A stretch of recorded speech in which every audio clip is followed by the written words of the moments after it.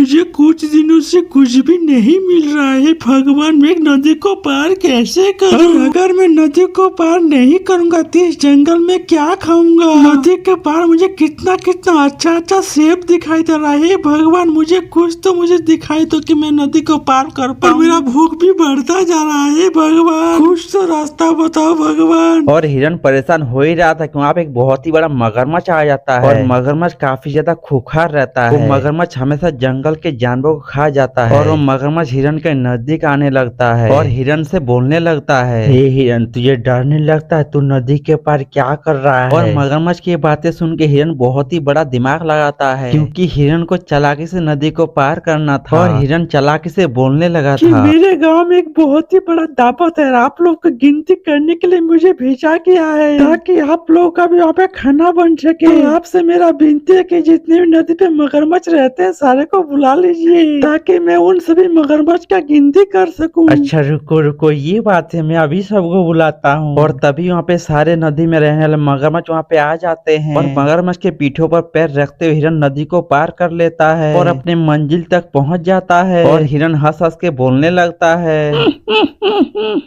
देखा, मुझे खाओगे तुम लोग, मुझे नहीं खा पाओगे। ये सब हो जाने के मगरमच्छ काफी ज्यादा गुस्सा हो जाता है और गुस्सा होकर सारे मगरमच्छ वहाँ से चला जाता है, क्योंकि सारे मगरमच्छ मिलके अब कुछ भी हिरन का नहीं कर सकता है और हिरन खुशी खुशी जंगल के उस पार ही रहने लगता है। इसीलिए बच्चों, हमेशा अगर कहीं ताकत का काम ना आए तो वहाँ पे दिमाग लगाना चाहिए। एक बहुत ही बड़ा जंगल था और वो जंगल देखने में काफी ज्यादा खूबसूरत था और एक दिन उस जंगल में काफी ज्यादा आग लग गया था और आग लगने का जंगल के सभी पशु पंछी काफी ज्यादा परेशान हो गया था और जंगल को छोड़ के सभी पशु पंछी वहाँ से भागने लगा था। लेकिन उसी के बीच एक बहुत ही बुद्धिमान तोता भी था। तोता भी ये सब देख के काफी ज्यादा परेशान हो गया था। हे भगवान, ये क्या हो रहा है? मेरे जंगल में कैसे आग लग गया? और तुम लोग कहाँ जा रहे? तुम लोग ऐसे मत, जब आग को बुझाओ नहीं तो जंगल पूरा जल के खत्म हो जाएगा। लेकिन वो बंदर भी तोता का बात बिल्कुल भी नहीं मानता है। तभी वो तोता अपने चोंच में एक डब्बा लिए पानी भर भर के आग को बुझाने लगा था, लेकिन आग ज्यादा होने का तोता आग को बुझा नहीं पा रहा था। लेकिन फिर भी तोता कोशिश करना बिल्कुल भी नहीं छोड़ा था